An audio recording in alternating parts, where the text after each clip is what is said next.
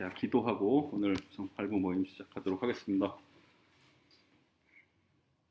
하나님 아버지, 지난 한 주간도 우리를 지켜 보호하여 주시고 오늘 거룩한 주일에 또한 주님을 예배하고 성팔부로 모일 수 있도록 하여 주시니 감사를 드립니다. 하나님, 우리가 하나님의 말씀을 함께 나누고 공부할 때 이 말씀을 통하여 우리를 변화시켜 주시고 이 말씀이 우리 안에 살아 숨쉬는 말씀 될 수 있도록 도와주시옵소서. 이 시간을 주님께 맡겨드리며 감사드리며 예수님의 이름으로 기도합니다. 아멘. 찬송가 180장 하나님의 나팔소리 찬송하시겠습니다. 찬송가 180장입니다. 박수 칠까요? 예, 좋습니다. 예. 준비되셨으면 찬양하겠습니다. 하나님의 나팔소리 천지 신동할 때에 예수 영광 중에 구름 타시고 천사들을 세계 만국 모든 곳에 보내어 구원받은 성도들을 모으리. 나팔 불 때 나의 이름, 나팔 불 때 나의 이름, 나팔 불 때 나의 이름, 부를 때에 잔치 참여하겠네. 무덤 속에 잠자는 자 그때 다시 일어나 영화로운 부활 승리 얻으리. 주가 택한 모든 성도 구름 타고 올라가 공중에서 주의 얼굴 배우리. 나팔 불 때 나의 이름, 나팔 불 때 나의 이름, 나팔 불 때 나의 이름, 부를 때에 잔치 참여하겠네. 주님 다시 오실 날을 우리 알 수 없으니 항상 기도하고 깨어 있어서 기쁨으로 보좌 앞에 우리 나가서도록 그때까지 참고 기다리겠네. 나팔 불 때 나의 이름, 나팔 불 때 나의 이름, 나팔 불 때 나의 이름, 부를 때에 잔치 참여하겠네. 주님 다시 오실 날을 우리 알 수 없으니 항상 기도하고 깨어 있어서 기쁨으로 보좌 앞에 우리 나가서도록 그때까지 참고 기다리겠네. 나팔 불 때 나의 이름, 나팔 불 때 나의 이름, 나팔 불 때 나의 이름, 부를 때에 잔치 참여하겠네. 아멘. 예. 오늘부터 저희가 이제 고린도 전서를 한번 공부를 해보려고 합니다. 그래서 고린도 전서에 대해서 한번 한 절 한 절 좀 읽어가면서 무슨 뜻인가 한번 생각을 해보려고 하는데, 오늘은 아직 고린도 전서를 안 펴셔도 됩니다. 왜냐하면 오늘은 고린도 전서로 들어가기 전에 고린도 전서의 좀 배경에 대해서 제가 좀 말씀을 드리려고 합니다. 예. 고린도 전서라는 게 그러니까 고린도 교회에 바울이 보낸 편지죠. 고린도 전서, 그러니까 바울 서신은 항상 그 받는 교회 이름이 제일 앞에 나옵니다. 고린도 전서, 뭐 로마서 이러면 로마서면은 로마 교회에 보낸 편지, 그죠? 빌립보서 그러면 빌립보 교회에 보낸 편지. 그러니까 그 성경의 제목이 그 편지를 받는 교회의 이름입니다. 그러니까 고린도 전서 하면은 고린도 교회에다가 바울이 이제 편지를 보냈다는 뜻입니다. 근데 전서, 후서가 있죠. 그러니까 전서면은 앞전자죠. 그러니까 먼저 보낸 편지, 후서면은 이제 뒤에 보낸 편지. 그러니까 고린도 교회에다가 편지를 보낸 게 두 개가 있는데 고린도 전서가 먼저 보낸 거고 이제 후서가 나중에 보낸 거죠. 그럼 이제 고린도 교회라는 거는 고린도라는 곳에 있는 교회죠. 고린도는 지명입니다. 고린도가 어디에 있는 거냐? 보시면 이게 살짝 여기가 예루살렘이고요. 여기가 유명한 안디옥이죠. 예루살렘, 안디옥, 에베소 여기가 이제 아시아 지역이고요. 여기로 이렇게 넘어가면 여기가 그리스 지역입니다. 그리고 저기는 로마, 장화처럼 생긴 게 로마고 고린도가 그리스에 있습니다. 그리스에서도 남쪽에 있습니다. 여기가 그리스의 북부, 여기가 남부인데 남쪽 그리스에 있는 곳이 바로 고린도입니다. 이 아덴이라는 데가 아테네, 좀 유명한 데고요. 고린도가 여기 있는데요. 그럼 이 고린도시라는 데가 어떤 데냐? 고린도가 이제 도시인데요. 자, 여기가 고린도입니다. 까만 점. 그래서 이 그리스의 남쪽 지방을 아가야 지방이라고 불렀습니다. 아가야. 근데 이 아가야 지방의 수도였습니다. 그만큼 이렇게 큰 도시고 번성한 도시였겠죠. 그래서 아가야 지방의 남쪽 그리스의 수도면서 총독이 거기 머물고 있었던 아주 행정적으로 정치적으로 중요한 도시였습니다. 그런데 이 위치를 잘 보시면은 이 고린도라는 데가 되게 특이한 지역인데 여기가 되게 좁죠. 그러니까 남쪽 그리스에서 북쪽 그리스로 넘어가려면 항상 고린도를 거쳐서 갈 수밖에 없습니다. 그러다 보니까 모든 뭐 여행이나 뭐 상업이나 장사하는 사람이나 다 고린도를 거쳐서 갈 수밖에 없기 때문에 여기가 되게 무역에 있어서 중요한 지역이 되지요. 그리고 이제 땅으로 갈 경우에 그런데 바다로 갈 경우도 잘 보시면 바다가 옆으로 두 개 있습니다. 이런 경우가 흔치가 않거든요. 그러니까 바다가 양쪽에 두 개 있으니까 항구가 두 개가 있습니다. 그래서 이게 해상무역으로도 되게 중요한 역할을 하게 되는데요. 그러니까 아시아에서 이탈리아로 배를 타고 갈 때 원래 이렇게 밑으로 돌아가야 되거든요. 배를 타고 가려면 이렇게 밑으로 돌아가려면 이게 300km가 넘습니다. 근데 여기다가 배를 대고 여기로 넘어갈 수만 있으면 엄청 빠르게 갈 수가 있거든요. 그래서 작은 배 같은 경우는 여기다 배를 대고 밑에다 롤러를 깔아가지고 배를 이쪽으로 옮겼답니다. 그러니까 좁으니까 뭐 한 6점 몇 킬로밖에 안 된답니다. 그러니까 작은 배 같은 경우 그냥 직접 넘겨버리고 큰 배 같은 경우는 배를 여기다 대고 짐을 이쪽 항구에다 내린 다음에 육로를 이용해서 짐을 넘기고 이쪽에서 다른 배에다 실으면은 그게 이렇게 돌아가는 것보다 훨씬 안전하고 그리고 편했기 때문에 이 고린도가 이 두 개의 항구를 이용해서 해상무역에 있어서도 아주 중요한 역할을 했다고 합니다. 그러니까 아시아에서 로마로 넘어갈 때 있어서 아주 중요한 역할을 한 곳이 고린도입니다. 그래서 여기가 이렇게 땅으로 막혀 있으니까 여기다가 뱃길을 하나 뚫어버리면 운하를 하나 만들면 되게 편할 것 같아서 그 유명한 네로 황제가 여기다가 뱃길을 운하를 만들려고 시도를 했다가 무산돼 버렸습니다. 그래서 어찌됐건 뭐 모든 배는 다 여기를 거쳐가고 육로를 가는 사람도 다 여기를 거쳐가야 되기 때문에 당연히 뭐 무역에 있어서 상업에 있어서 엄청난 중요한 역할을 하면서 돈을 엄청 많이 벌었겠죠.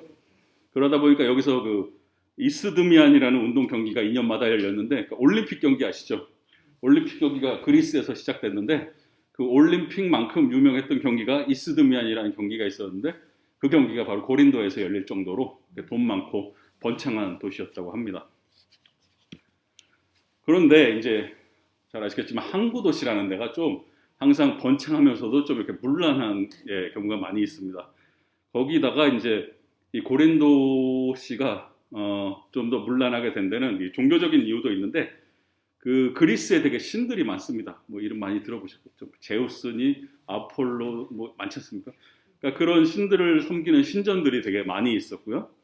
그래서 이제 바울이 고린도전서 8장 5절에서 많은 신과 많은 주가 있다 이럴 때 고린도 사람들은 그런 말을 들으면 딱 알아듣는 거죠. 신들이 얼마나 많았습니까? 그리스에. 그러니까 이제 바울은 고린도 교인들한테 그렇게 많은 신과 많은 주에 익숙한 고린도 교인들한테 하나님 한 분밖에 없고 하나님 한 분만 예배해야 된다 이거를 설득을 시켰어야 하고요. 특히 중요했던 그리스의 신이 아프로디테라는 신입니다. 우리가 흔히 듣는 말로 비너스 들어보셨죠? 비너스. 비너스 신이 바로 고린도의 뭐 주된 신. 그러니까 고린도시가 이 비너스 신한테 바쳐진 도시입니다. 그래서 이 아프로디테가 되게 중요했고요. 그러다 보니까 거대한 아프로디테 신전이 고린도에 있었다고 합니다. 근데 이 전해지는 얘기로는 이 아프로디테 신전에 여사제만 1000명이 있었고 이 1000명의 여사제들이 이렇게 되게 성적으로 타락한 그러니까 예배 자체가 그 사람들하고 막 잠자리를 같이 하는 그런 게 예배였다 이런 얘기도 전해지고 있는데 그리고 이제 또 아폴로 신전도 있었는데 이제 아폴로 신전에서는 되게 동성애가 유행했다 뭐 이런 얘기도 있습니다. 그래서 무슨 말까지 있냐면 이게 고린도라는 말에서 파생돼서 나온 말이 있는데 고린티아 제스타이라는 그리스 말이 있는데 이게 무슨 뜻이냐면 고린도인처럼 산다, 고린도인이 되다 이런 뜻인데 그게 무슨 뜻으로 쓰였냐면 문란하다, 간음하다. 그러니까 저 고린도인 같은 놈 하면은 그게 저 문란한 놈, 저 방탕한 놈 이런 뜻이 될 정도로 어떤 그 방탕하고 문란함의 대명사가 고린도였다고 합니다. 근데 이제 학자들이 요즘 얘기하는 거는 그 정도는 아니었던 것 같다. 그러니까 아프로디테 신전에 뭐 1000명의 여사제가 있어서 뭐 매춘행위를 했다 이런 거는 사실은 아닌 것 같다라고 이제 역사학자들이 얘기를 하는데 그게 사실이든 아니든 어찌 됐건 보통 적어도 보통 항구 도시, 번창한 도시만큼은 이렇게 좀 문란했던 것으로 이렇게 생각할 수 있을 것 같습니다. 이제 고린도라는 도시가 원래는 그 기원전 146년에 로마에 의해서 한번 완전히 멸망을 당했었습니다. 정복을 당해서 완전히 망했다가 기원전 44년에 그 시저, 로마를 시작했던 시저가 다시 이 도시를 재건하면서 로마 사람들 이주시키고 이러면서 여러 민족들이 여기 살게 됩니다. 그러면서 특히 로마에서 이 은퇴한 군인들을 이쪽으로 많이 데려다 살게 했고요. 그러다 보니까 이제 여기는 유대인도 살고 있고 로마에서 온 은퇴한 군인들도 살게 되고 뭐 여러 다른 이집트나 시리아나 이런 여러 민족들이 섞여 살게 되고 다양한 직업의 뭐 철학자나 상인이나 선원 그리고 또 자유인이나 노예나 소매상 행상 그러니까 다양한 사람들이 여기 모여서 살게 되고 그러면서 이제 사상적으로나 종교적으로나 되게 이렇게 혼합주의적인 성향을 보인 도시였다고 하고요. 이것도 학자마다 조금 추산하는 게 다른데 최대로 하면 한 50만 명까지도 그 당시 살았다고 하는 학자들이 있습니다. 그러니까 되게 큰 도시였고요 당시로서는. 근데 50만 명 중에 한 3분의 2 정도는 노예였을 거라는 얘기도 있습니다. 예. 그래서 바울이 고린도에 이제 전도를 하러 갔는데 아마도 바울이 그 전까지 전도했던 그런 도시들에 비교해서 바울이 아주 접했던 어떻게 보면 가장 큰 대도시였고 가장 인구가 많았고 가장 상업적이었고 성적으로 문란했던 바울에게는 쉽지 않은 전도지였죠. 그래서 이제 고린도전서 2장 3절에서 바울이 뭐라고 그러냐면 내가 너희 가운데 거할 때 약하고 두려워하고 심히 떨었노라. 그러니까 이 말이 어떻게 보면 그 고린도시의 그 기세에 바울도 좀 이렇게 힘들었던 거 아니냐 그런 생각을 하게 됩니다. 그럼 고린도 교회가 어떻게 생겨나게 됐는가? 예, 고린도 교회는 바울이 세웠습니다. 바울이 전도 여행을 3번을 가게 되죠. 그 3번의 전도 여행 중에서 2번째 전도 여행 중에 고린도에 가서 전도를 하고 교회를 세우게 되는데요. 그때가 대략 언제쯤이냐 하면 그러니까 서기 한 49년에서 50년 그때 넘어가는 겨울 정도로 보통 학자들이 생각을 하고요. 그래서 51년 한 중순까지 고린도에 1년 반을 머물렀다고 성경에 나오거든요. 그러니까 1년 반 동안 고린도에 있으면서 전도를 하고 교회를 세우는 내용이 어디 나오냐 하면 바로 사도행전 18장에 나옵니다. 오늘은 이 사도행전 18장을 좀 보려고 합니다. 사도행전 18장 1절에서 18절을 한번 보시겠습니다.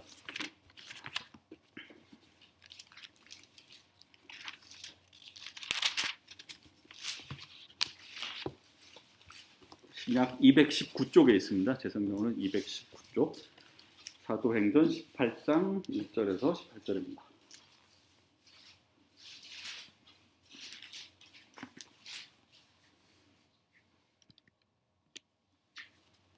예, 한 절씩 교독하겠습니다.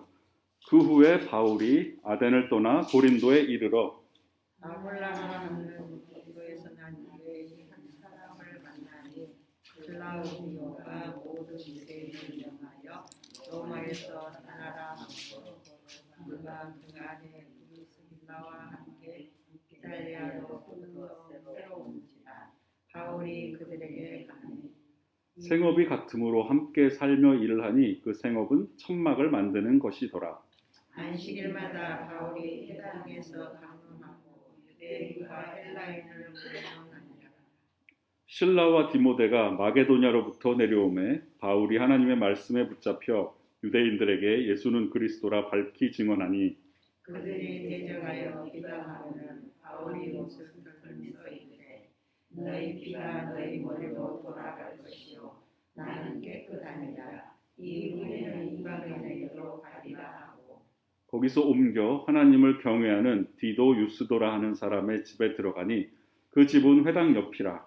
또 해당장 그의 친구가 온 집마다 더불어 주를 믿으며 수많은 무리도 사람도 듣고 그것에 세례를. 밤에 주께서 환상 가운데 바울에게 말씀하시되 두려워하지 말며 침묵하지 말고 말하라. 내가 너와 함께 있으며 어떤 사람도 너를 대적하여 해롭게 할 자가 없을 것이니 이는 이 성 중에 내 백성이 많으니라 하시더라. 1년 6개월을 머물며 그들 가운데서 하나님의 말씀을 가르치니라.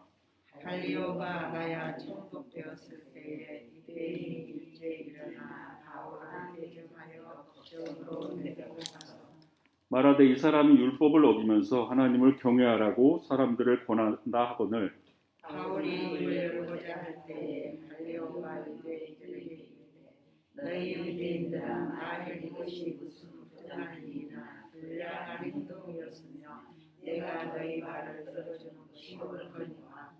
만일 문제가 언어와 명칭과 너희 법에 관한 것이면 너희가 스스로 처리하라. 나는 이러한 일에 재판장 되기를 원하지 아니하노라 하고 그들을 법정에서 쫓아내니 모든 사람이 회당장 소스데네를 잡아 법정 앞에서 때리되 갈리오가 이 일을 상관하지 아니하니라. 바울은 더 여러 날 머물다가 형제들과 작별하고 배 타고 수리아로 떠나갈새 브리스길라와 아굴라도 함께 하더라. 바울이 일찍이 서원이 있었으므로 겐그라에서 머리를 깎았더라. 아멘. 예, 이 사도행전 18장에 지금 읽으신 내용이 바로 바울이 제2차 전도 여행 때 고린도에 도착해서 전도를 하고 교회를 세우고 거기를 떠날 동안 1년 6개월간 있었던 일을 우리에게 알려주고 있는 본문입니다. 자, 그럼 이 내용을 한번 자세하게 보겠습니다. 자, 방금 읽은 이 사도행전 18장 1절에 보시면 그 후에 바울이 아덴을 떠나 고린도에 이르러, 그러니까 아덴에 있다가 고린도로 갔다고 합니다. 이게 바울 지금 2차 전도 여행 지도거든요.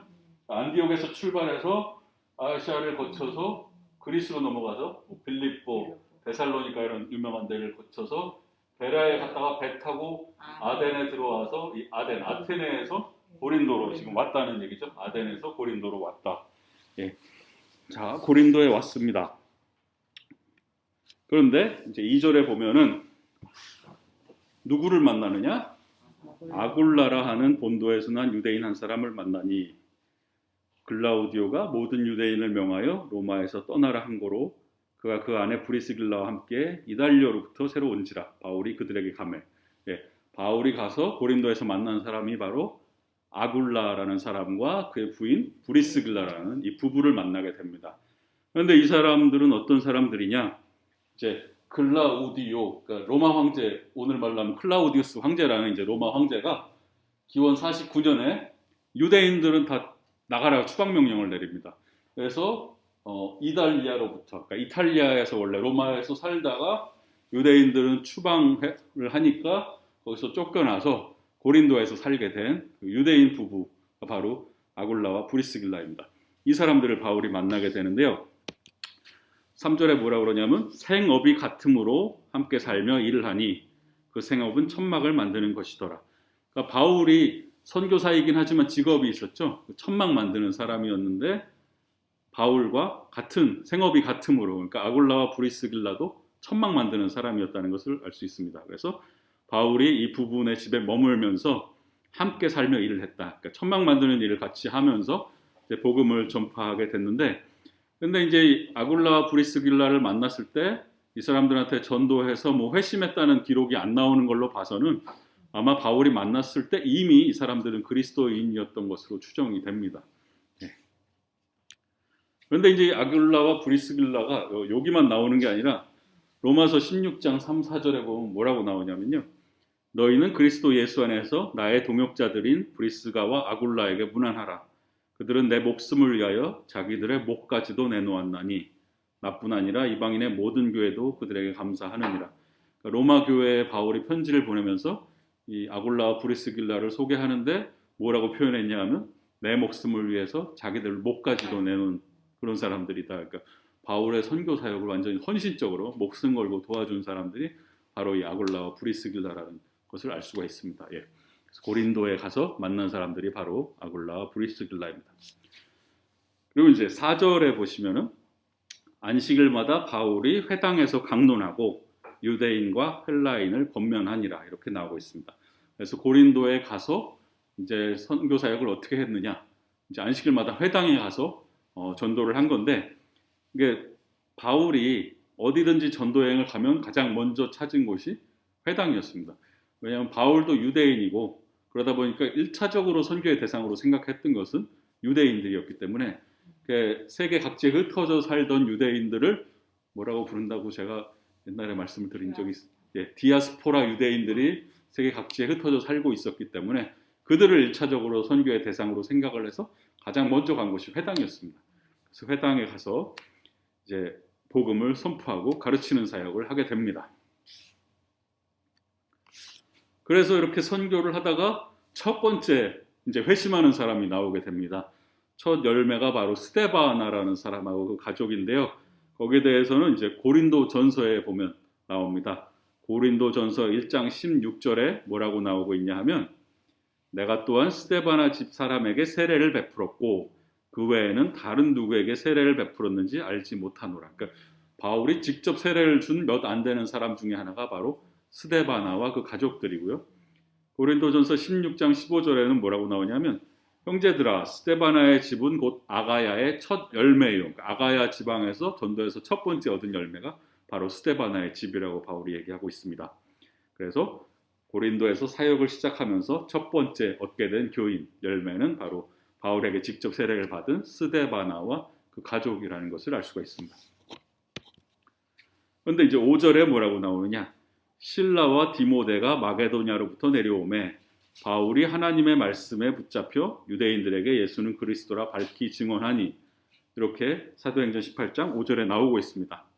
실라와 디모데가 바울의 동역자였던 실라와 디모데가 뒤늦게 고린도에 같이 합류를 하게 된 거죠.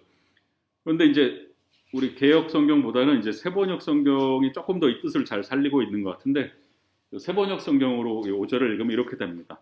실라와 디모데가 마케도니아에서 내려온 뒤로는 바울은 오직 말씀을 전하는 일에만 힘을 쓰고 예수가 그리스도이심을 유대 사람들에게 밝혀 증언하였다.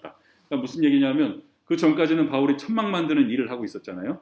그러니까 일을 하면서 전도를 하면서 그러니까 좀 힘들고 바쁘게 살고 있었는데 실라와 디모데가 오게 되면서 바울이 이제는 복음 전하는 일에만 전념할 수 있게 됐다는 겁니다. 왜 그랬을까요?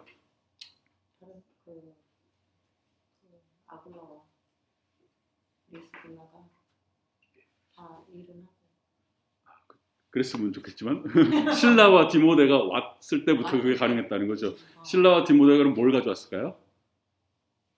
돈을 갖고 온 겁니다. 선교 헌금을 받아왔기 때문에 바울이 이제는 자유로워진 겁니다.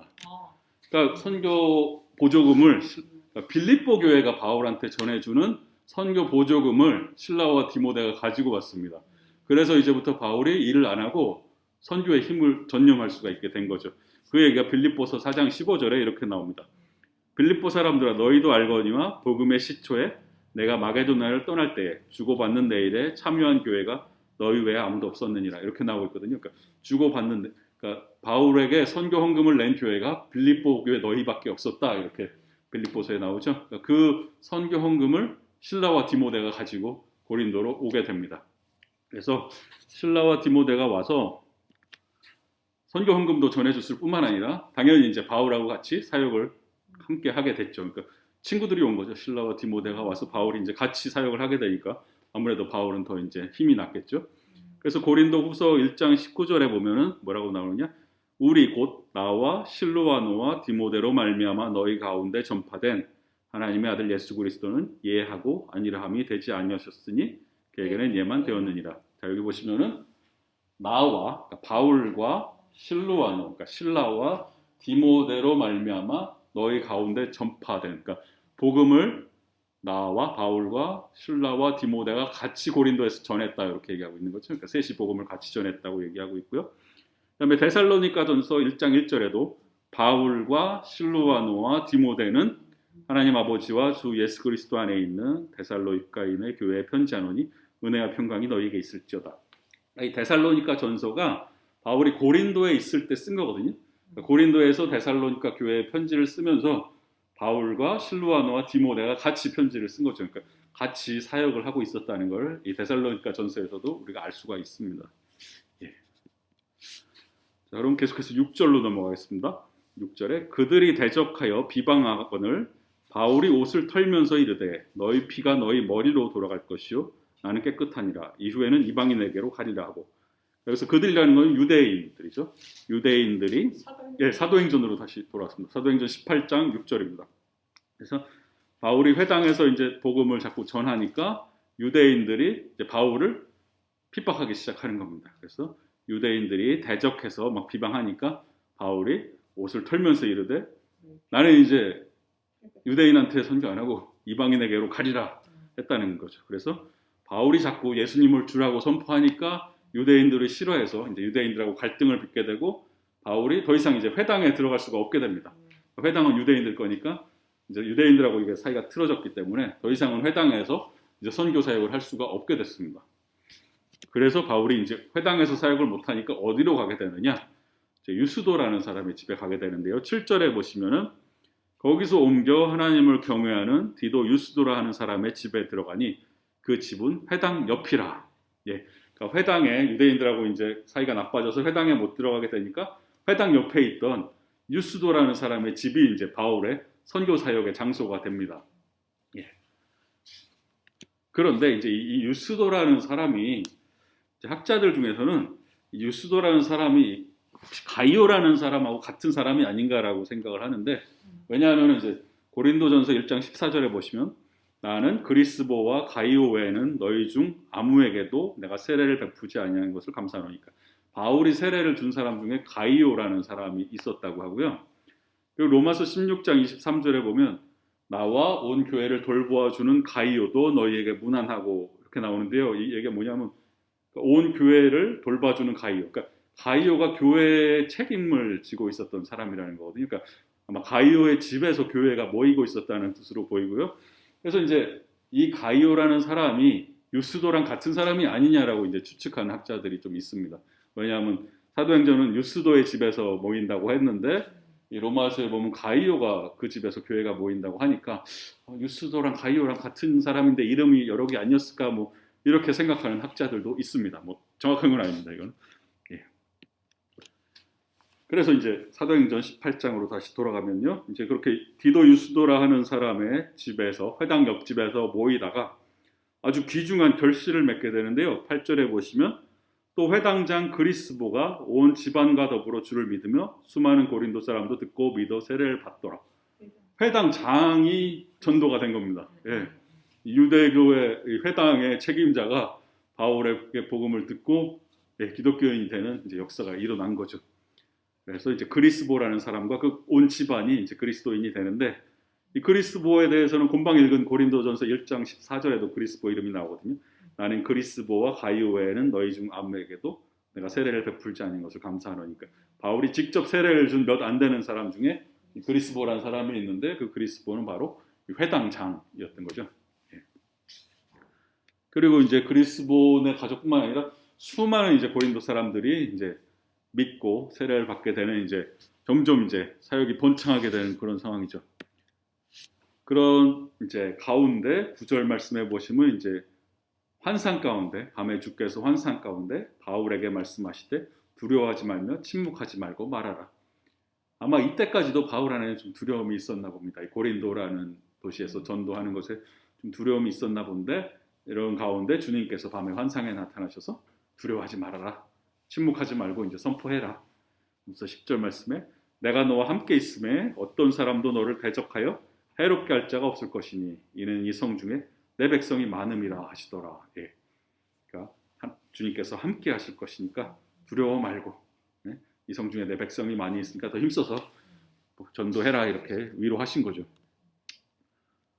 그러면서 이제 11절로 넘어가면 바울이 1년 6개월을 머물며 여기 나오고 있죠. 고린도에 머물렀던 시간이 1년 6개월이다. 예. 1년 6개월을 머물며 그들 가운데서 하나님의 말씀을 가르치니라. 예. 고린도에서 1년 6개월을 그렇게 사역을 하는데 점점 유대인들의 핍박이 심해집니다. 그래서 12절부터 16절까지 제가 다시 한번 읽어보겠습니다. 갈리오가 아가야 총독되었을 때 유대인이 일제히 일어나 바울을 대적하여 법정으로 데리고 가서, 이제 아가야가 아까 그 그리스 남쪽 지방을 아가야라고 부른다고 제가 말씀드렸죠. 그 새로운 총독이 왔습니다. 갈리오라는 총독이 오니까 유대인들이 이제 일찍이 일어나서 바울을 법정에다 고소를 합니다. 고소를 하면서 13절에 뭐라고 그러냐면 말하되 이 사람이 율법을 어기면서 하나님을 경외하라고 사람들을 권한다 하거늘, 율법을 안 지키고 막 이상하게 전도를 한다고 이제 고발을 한 겁니다.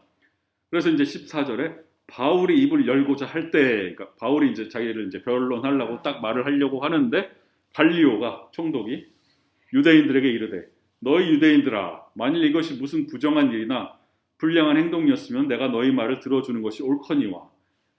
이게 뭔가 범죄가 일어났다든가 뭐가 바울이 나쁜 일을 했으면 내가 말을 들어주겠는데 보아하니 뭐 율법이 어쩌고 하나님이 어쩌고 그러니 니들이 하는 말을 내가 지금 들을 필요가 없다. 15절에 만일 문제가 언어와 명칭과 너희 법에 관한 것이면 너희가 스스로 처리하라. 나는 이러한 일에 재판장 되기를 원하지 아니하노라 하고. 그러니까 이 갈리오 총독이 볼 때는 유대인들이 자기네 종교 문제 때문에 싸우는 거니까 자기가 뭐 굳이 법적으로 여기에 관여할 필요가 없었던 거죠. 그러니까 유대인들아, 니네 종교 문제는 니네끼리 해결해라. 나가라.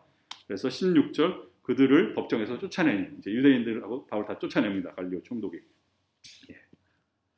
그래서 이제 바울의 선교가 점점 성공적으로 이루어지고 교인들이 많아지니까 유대인들이 화가 나고 분노하면서 핍박하게 되고, 그래서 총독 갈리오의 재판장으로 끌고 가서 이제 고발하는 이런 사건까지 겪고, 이렇게 유대인들과 점점 갈등이 심해지고 재판장까지 끌려가고 하니까 바울은 결국 이제 고린도를 떠날 생각을 하게 됩니다.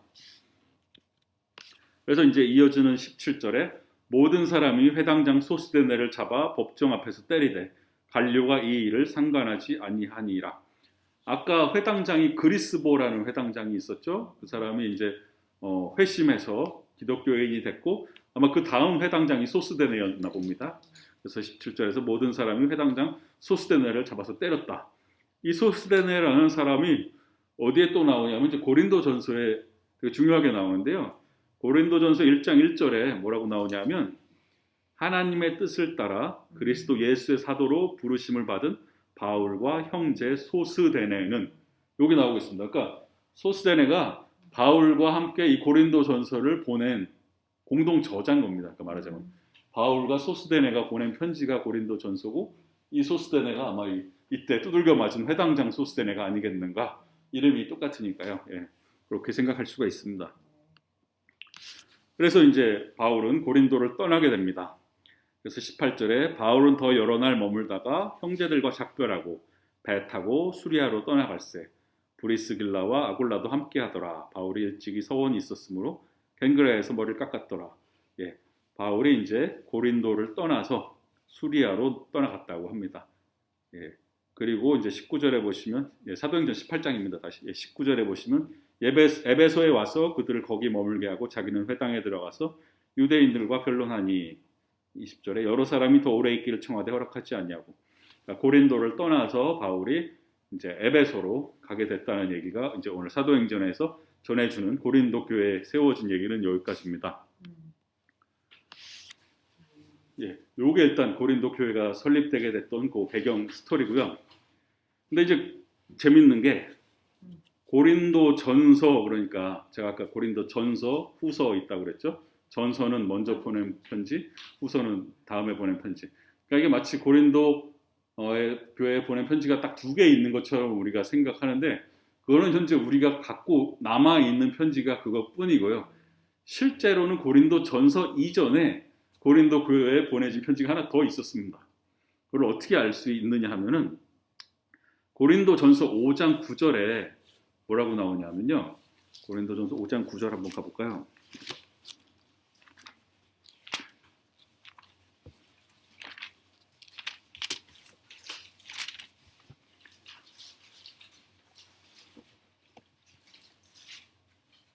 (268쪽에) 있습니다. 고린도전서 5장 9절에 뭐라고 나오고 있냐면요. 한 목소리로 읽어볼까요? 내가 너희에게 쓴 편지에 음행하는 자들을 사귀지 말라 하였거니와. 예. 그러니까 고린도전서를 쓰면서, 그러니까 고린도 교인들한테 편지를 보내면서 뭐라고 하냐면, 내가 너희한테 저번에 쓴 편지에 내가 이렇게 얘기했었잖아, 이렇게 얘기하고 있거든요. 그러니까 고린도전서 이전에 바울이 보낸 편지가 하나 더 있었던 겁니다. 예. 그런데 그 편지에 뭐라고 썼느냐 하면, 음행하는 자들을 사귀지 말라 하였거니와. 내가 저번에 쓴 편지에 음행하는 자들 사귀지 말라고 했었잖아. 그런데 하고 얘기를 이어가고 있죠. 그러니까 우리는 지금 그 편지를 갖고 있지 않습니다. 남아있지는 않는데 바울이 그 에베소에 머물면서 고린도 교회에 보냈던 편지가 하나 더 있다는 걸요. 말씀을 보면 알 수가 있습니다. 예. 그래서 이 편지를 뭐 잃어버린 편지라고도 부르고 그러는데 이 편지는 남아있지 않고 그래서 고린도 전서는 사실 실제로는 적어도 한 두 번째 보낸 편지일 거라고 생각이 되는 겁니다. 그런데 이게 학자들이 성경 연구를 하다가 재밌는 생각을 했는데 이 잃어버린 편지 이 내용이 음행하는 사람들을 사귀지 말라 이 내용인데 고린도 후서 6장 14절에서 7장 1절을 보시면 무슨 내용이 나오냐면요. 고린도 후서 6장 14절에서 7장 1절에 이런 얘기가 나옵니다. 화면에 띄워놨는데 한번 읽어볼까요? 잘 보이세요? 화면? 성경책 찾으시는 게 나을까요? 한번 교독해 보겠습니다. 14절을 제가 읽겠습니다. 너희는 믿지 않는 자와 멍에를 함께 매지 말라. 의와 불법이 어찌 함께하며 빛과 어둠이 어찌 사귀며 그리스도와 벨리알이 어찌 조화되며 믿는 자와 믿지 않는 자가 어찌 상관하며 하나님의 성전과 우상이 어찌 일치가 되리요. 우리는 살아계신 하나님의 성전이라. 이와 같이 하나님께서 이르시되 내가 그들 가운데 거하며 두루 행하여 나는 그들의 하나님이 되고 그들은 나의 백성이 되리라. 그러므로 너희는 그들 중에서 나와 서로 이루고 그들은 옷을 만지지 말라. 내가 너희를 영접하여 너희에게 아버지가 되고 너희는 내게 자녀가 되리라. 전능하신 주의 말씀이니라 하셨느니라. 그런데 사랑하는 자들아 이 약속을 가진 우리는 하나님을 두려워하는 가운데서 거룩함을 견디고 육과 영의 온갖 것에서 자신을 깨끗하게 하자. 아멘. 제가 빨간색으로 표시를 해놨는데 믿지 않는 자와 멍에를 함께 매지 마라. 빛과 어둠이 어떻게 사귀며 그리스도와 벨리알, 벨리알은 그냥 사탄 악마 이렇게 생각하시면 됩니다. 그리스도와 악마가 어떻게 같이 하고 성전과 우상이 어떻게 같이 하냐? 육과 영의 더러운 것에서 자신을 깨끗하게 해라. 요 내용이 잘 보면 음행하는 자들을 사귀지 말라. 요 내용이거든요, 결국. 그래서 학자들이 무슨 생각을 했냐면 혹시 잃어버린 편지가 이거 아닐까라는 생각을 한 겁니다. 그래서 보면은 고린도후서 6장 13절하고 7장 2절 요게 중간에 껴 있고요. 13절에서 2절로 넘어가면 얘기가 되게 매끄럽게 싹 이어집니다. 근데 요게 약간 끼어든 느낌이 나거든요. 그래서 나중에 고린도후서 공부할 때 한번 같이 볼 텐데 그래서 학자들이 생각하기를 이게 고린도후서가 하나의 편지가 아니라 고린도 교회가 받았던 바울 편지들을 이렇게 모아놓은 거 아닌가? 이런 생각을 하기도 합니다. 그래서 요게 아마 잃어버린 편지 내용 아닐까라는 얘기를 하는 학자들이 있습니다. 요거는 그냥 재밌으라고 드리는 말씀이고요. 그래서 이제 고린도 전서라는 편지는 어디서 쓰여졌고 언제 쓰여졌는가? 일단 에베소에 바울이 있는 동안에 이 편지를 썼습니다. 그래서 그 편지를 쓴 에베소라는 걸 어떻게 알 수 있냐면 고린도전서 16장 이제 고린도전서 제일 마지막에 바울이 마지막 인사를 하면서 이제 뭐라고 그러냐 하면은 5절부터 보시면은 내가 마게도냐를 지날 터이니 마게도냐를 지난 후에 너희에게 가서 이제 바울이 자기가 앞으로 여행을 할 이제 계획을 고린도 교회 교인들한테 얘기를 하면서 내가 이제 그 마게도냐 그리스 북부 그쪽 지역에 갈 건데 마게도냐를 지난 다음에 고린도에 한번 들릴까 생각 중이다. 너희한테 갈까 생각 중인데 6절에 혹 너희와 함께 머물며 겨울을 지낼 듯도 하니 이는 너희가 나를 내가 갈 곳으로 보내주게 하렵니다. 그러니까 겨울 동안 고린도 가서 너희들하고 좀 같이 지내고 싶다 이렇게 얘기를 하면서 7절에 이제는 지나는 길에 너희 보기를 원하지 아니하노니 이는 만일 주께서 허락하시면 얼마 동안 너희와 함께 머물기를 바랍니다. 그러니까 잠깐 지나가는 길에 얼굴 잠깐 보는 거는 이제 나는 싫고 좀 오래 거기 머물면서 너희들하고 시간을 보내고 싶다. 이렇게 얘기를 하면서요. 8절에 내가 오순절까지 에베소에 머물려 함은 이렇게 말을 하거든요. 그러니까 너희한테 가고 싶은데 겨울이라도 같이 보내고 싶은데 근데 내가 오순절까지는 에베소에 있어야 돼. 그 얘기를 하고 있어요. 그러니까 이 편지가 지금 에베소에서 바울이 쓰고 있다는 걸 알 수가 있습니다. 그래서 내가 너네한테 가고 싶지만 당분간은 내가 여기 할 일이 있어가지고 에베소에 좀 있어야 된다. 이 얘기를 하고 있습니다. 그래서 바울이 이때 에베소에 머물렀던 시기를 아마 한 서기 53년에서 55년 그 정도로 보거든요. 그래서 이제 요 편지 고린도전서가 아마 한 54년에서 55년 그때쯤 써지지 않았겠나라고 학자들이 생각을 하고 있습니다. 그럼 바울이 왜 고린도 교회에다 편지를 보내게 됐는가? 왜 이 편지를 쓰게 됐는가? 동기가 있겠죠. 그 동기는 이제 바울이 여러 경로를 통해서 고린도 교회에 대한 소식을 듣게 됩니다. 자기가 세웠고 1년 6개월 동안 사역했고 이제 지금은 떠나와 있지만 그 교회가 어떤 문제가 있다는 얘기를 여러 경로를 통해서 이제 전해 듣게 됩니다. 첫 번째는 이제 글로에의 집 사람들을 통하여서 그러니까 글로에라는 사람의 집에서 소식이 들려왔는데요. 고린도전서 1장 11절에 나오는 내용이거든요. 고린도전서 1장 11절에 뭐라고 하냐면 내 형제들아 글로에의 집 편으로 너희에 대한 말이 내게 들리니 곧 너희 가운데 분쟁이 있다는 것이라. 글로에와 그 가족들, 글로에 집 사람들이 바울에게 왔는데 와가지고 이제 고린도 교회 얘기를 전해준 겁니다. 고린도 교회에 큰일 났습니다. 교회가 지금 갈라졌습니다. 이렇게 분쟁이 있다는 얘기를 전해봤습니다. 그래서 그 얘기를 전해 듣고는 거기에 대해서 이제 답을 해주기 위해서 이제 적은 내용이 고린도전서 전반부의 1장에서 6장의 내용이 바로 고린도 교회 교인들한테 바울이 답을 주고 있는 내용입니다. 그래서 분열에 대해서 또 성적인 부도덕에 대해서 법정에서 교인끼리 소송하는 거에 대해서 이렇게 고린도전서 전반부에서 얘기를 하고 있고요. 그러면 이제 또 다른 경로로 고린도 교회 소식을 듣게 됐는데 어떻게 듣게 됐느냐? 고린도 교회가 편지를 바울한테 보냈습니다. 그러니까 교인들이 궁금한 문제가 있어가지고 바울한테 물어보려고 편지를 보냈습니다. 그거는 어떻게 할 수 있느냐? 고린도전서 7장 1절에 보면 뭐라고 나오냐면 너희가 쓴 문제에 대하여 말하면 그러니까 너희가 나한테 편지로 물어본 문제에 대해서 내가 이제부터 답을 하겠다. 그래서 무슨 얘기를 하냐면 이제 결혼 뭐 해야 되느냐, 결혼 안 한 미혼여가 있을 때 어떻게 해야 되느냐, 우상에게 바쳐진 재물 어떻게 해야 되느냐, 영적인 은사들 어떻게 해야 되느냐, 헌금을 어떻게 해야 되느냐 등등등 고린도 교회가 편지로 보낸 질문들에 대해서 바울이 답을 해주기 위해서 또 고린도전서를 썼습니다. 그러면서 이 편지를 누가 가지고 왔느냐 하면 고린도 교회 이제 대표단이 이 편지를 가지고 왔는데요. 그 대표단이 누구였냐면 고린도전서 16장 17절에 나오는데요.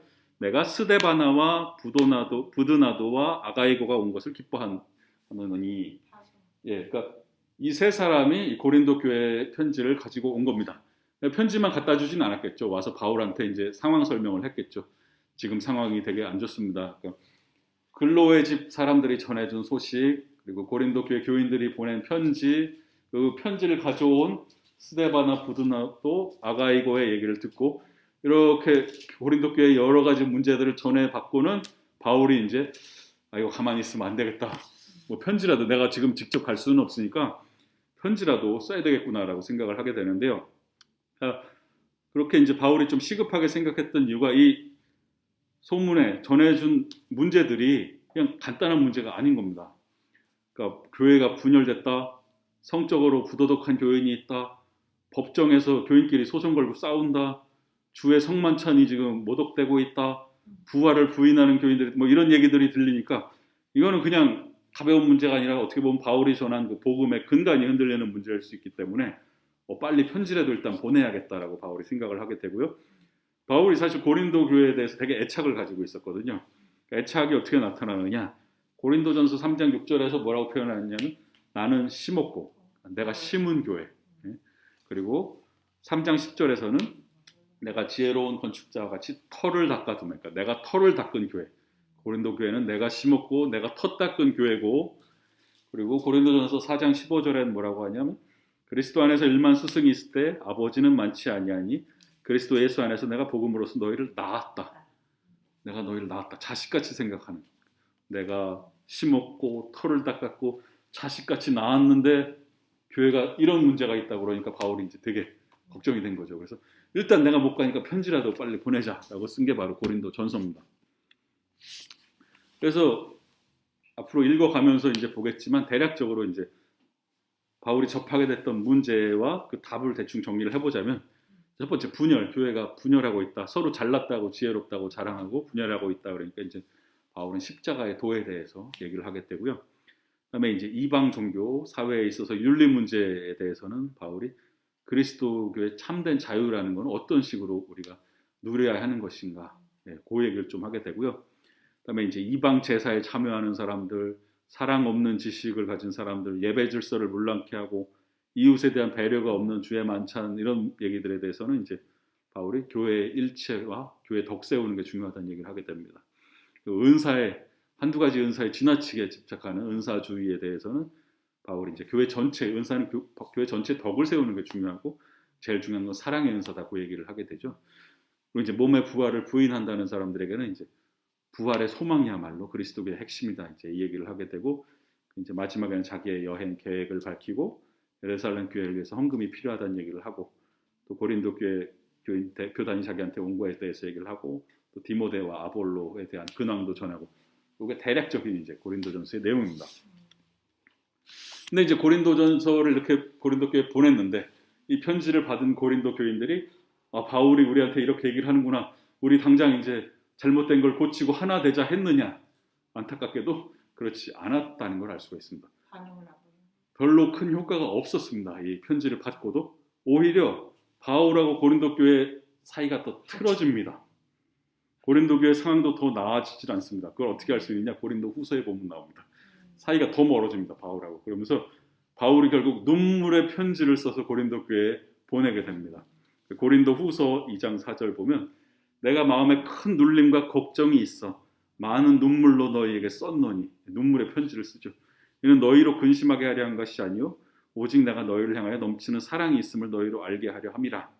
그래서 고린도후서 7장 8절에는 그러므로 내가 편지로 너희를 근심하게 한 것을 후회하였으나 지금 후회하지 아니하면 그 편지가 너희로 잠시만 근심하게 한 줄을 알미라. 그러니까 눈물로 편지를 써서 너희를 근심하게 했는데, 뭐 이런 얘기를 하고 있죠. 그러니까 고린도 전서를 썼는데 편지가 안 먹히니까 이제 바울이 눈물로 편지를 또 쓰게 됩니다.